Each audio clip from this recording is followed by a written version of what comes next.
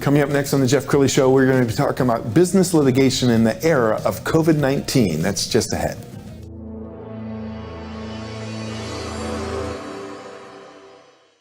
Many are predicting that the worst is yet to come, which is unfortunate, said one person here. Until now, they've enjoyed the reputation of being the nation's icebox. Watched a burglar in his home this morning by webcam. As a journalist of over 25 years, stories are what make my world turn. Reporting live from the Dallas newsroom tonight, Jeff Crilley, Fox 4 News. But in 2008, I took the jump from my familiar life and started a PR firm from my home. We're talking about anyone with a camcorder like the one I'm using becomes a television network. We started slowly growing the company, and we now have over 100 clients, and we've branched into the world of live digital broadcasting. I now own 8 different TV studios and have a huge team, and the stories that I now get to share are sometimes the most important of my life. Life has a funny way of coming around full circle. This is the Jeff Crilley Show. Well, if you think about how COVID-19 has interrupted our lives, it's really changed everything we do, including the practice of law, because if you think about it, jury trials, bench trials, Zoom trials, right? To talk about that today, Ted Riney, he's the founder of Riney Packard Law. Thank you for coming on the show. Thank you, Jeff. Thanks for having me today. And I should say howdy neighbor, because we see each other all the time. That's right. We're in the same building here in Lincoln Center, and I've passed you, countless times, but I've never had a chance to get to know you the way we are today. So tell us more about your practice. Well, we do business litigation, and what does that mean? It's pretty broad. It tends to go where the economy goes. We represent financial interest, financial institution, construction matters, entrepreneurs, high net worth individuals, and periodically we help out people that are outside of that area if we think we can make a difference. Yeah. Now, when we talk about going to court, that changed everything, didn't it, back in March? Jeff, it's changed an awful lot of things. Most of the courts have very limited personal access. Very few jury trials are even allowed these days. There are Zoom trials, but not every case is appropriate for Zoom trial. I support them where they're appropriate, and I try to explain to the judge and the clients where it may not be appropriate. Yes. And those are the items, in my view, that require more personal interaction to understand what's going on. Sometimes through these cameras work great. Sure. Other times not quite as well. So is there a backlog of cases right now? Correct, there are. The judges are doing their very best, but they have limitations placed on them because of the crisis, and the judges will tell you that they think there is going to be an explosion of very long days once we start going back to jury trials, because they've had a year of them backlogged. So a wise man told me one time that business litigation is fairly recession-proof because during good times and bad times, there's always fights over money.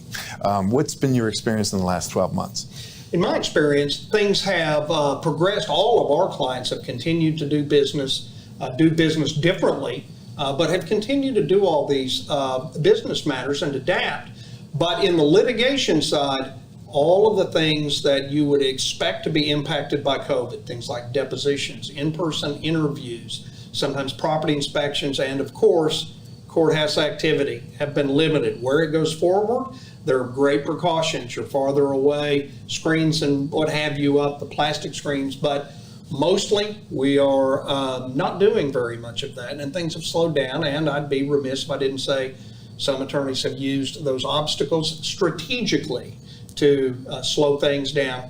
And so we're gonna have a very busy, probably last quarter of 2021, and thereafter, I anticipate that these judges are going to say, folks, you've had a lot of time to rest up and get ready to go. Now let's do a marathon sprint. Yes. We've got to be ready for it. Ted, why did you get into law? Just always wanted to do it. And it's really hard to articulate why. I like to advocate for people. Knew I was going to do this from the time I was in about 5th or 6th grade. I've always wanted to do it, and it's been rewarding. And I think I like trying to make a difference is what gets me out of bed and going into the office every day. I find that I don't take on the client's personality, but I do invest in wanting to represent their interest and try to succeed as best we can. And I got to tell you, before the show, Ted and I were visiting, and he said, I'm a bulldog, especially when my client is being done wrong by, I'm gonna, not your words, but a sleazebag. So, I mean, that makes you feel good to represent somebody who's really getting messed around. Well, it is. You feel a little bit righteous, although you can't let that sense of righteousness put you on an unnecessary crusade. But of course, I think we all like doing the right thing. If we have a well-formed conscience and we have somebody that we believe in what they're doing, we want to go to work. What is your gift? Because I have to imagine when you take on a case, it's like a very complicated chess game, and you've got to be seeing 3 or 4 moves ahead, don't you? Oh yeah, you want to look at things way ahead. Gifts is a little bit hard for me to understand, kind of the way I was raised. You don't have, you don't pat yourself on the back too doggone much, but I think the characteristics that we see are an intelligent approach, a diligent approach, a flexible approach, and you're right, you do have to be a bulldog and dig down. These people on the other side that might be antagonizing your client, your group, a lot of times they don't give it up, almost all the time, frankly, they don't give it up easily. And so you have to look through, and it's a fun chess game for me to figure out, okay, when I get this person under examination in a deposition, I can anticipate they might take this turn, that's how I'm going to close that door, and they're going to turn around, and then we're going to shut this window and box them in. And it's just, I guess maybe I'm a happy warrior. No, I love that. I love that. There's a nice overview video. Let's go ahead and roll that now. We are Lowworld. We are 60 enthusiastic and committed law firms from all over the world. We enjoy working together, focusing on delivering advantage, result, and returns to our clients.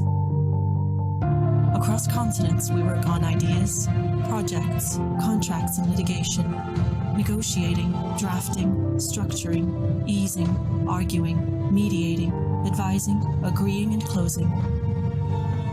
Seizing opportunities when they arise, mitigating concerns and risks, all with your interests in our mind.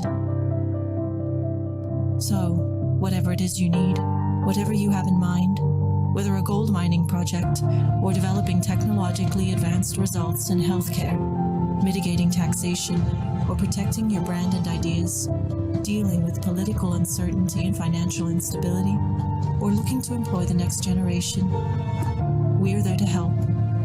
We will do whatever needed, wherever, whenever. We are Lowworld.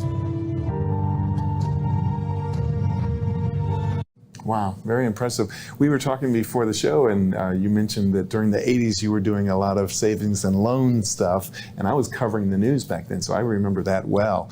I know you don't remember every case you've worked on, but one that we were talking about was a case involving a teacher. We're going to put the headline up, but I want you to share the story behind it. Sure. So go ahead, and we'll put the headline up on the screen. Okay.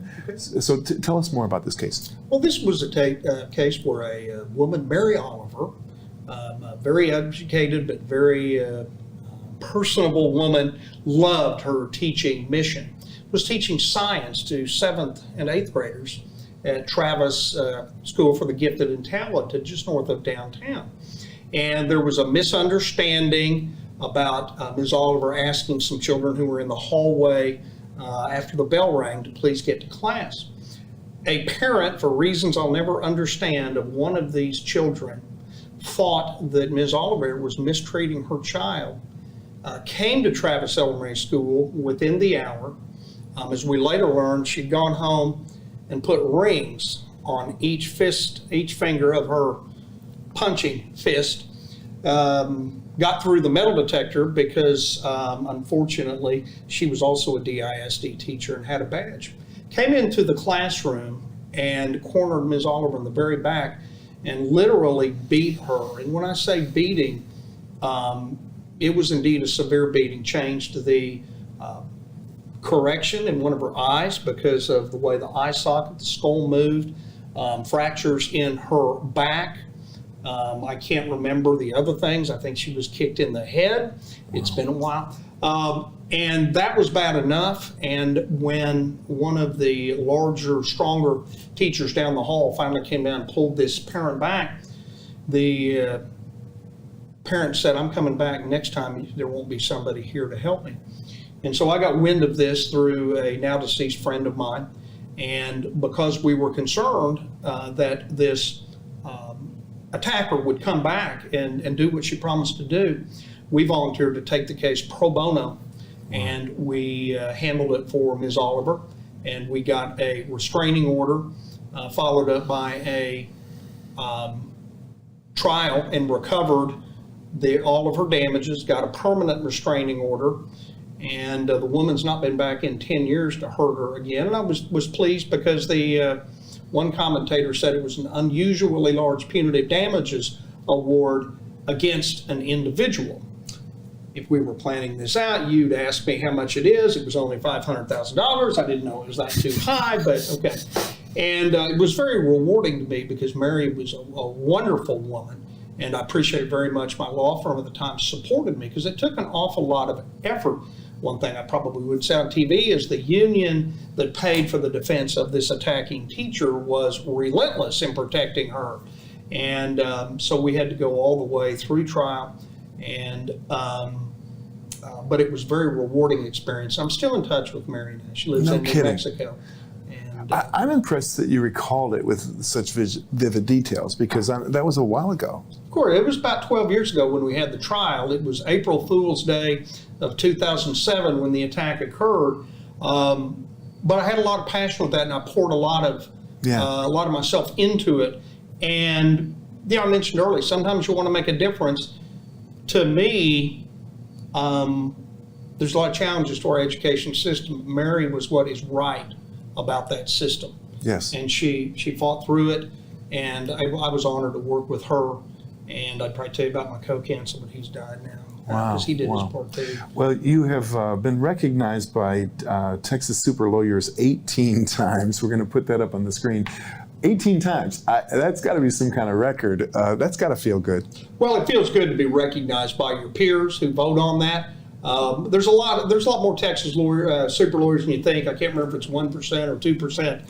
There's a lot of good people there, and frankly, there's probably some good lawyers that aren't in there. But I'm proud that they included us. That's awesome. We only have about a minute left. Let's talk about the profession because we have a new generation coming in. Are you hopeful for the new generation of lawyers? Well, I think you have to be. We all, as we get older, a lot of us sometimes start turning into get off my lawn. It's kind of fun in some ways, but it has to be held in the right esteem. We've always got to be hopeful about our next generation, don't we? And we need to do our part to offer what we can to help them make a success of it. And that includes not offering everything we could. That's beautiful. That's a great way to end this segment. We're going to put your website up so people can get in touch. RineyPackard.com is the website. Ted Riney, thank you for coming on the show. Thank you for having me, Jeff. You bet. And that's it for now. We'll see you next time. Thank you.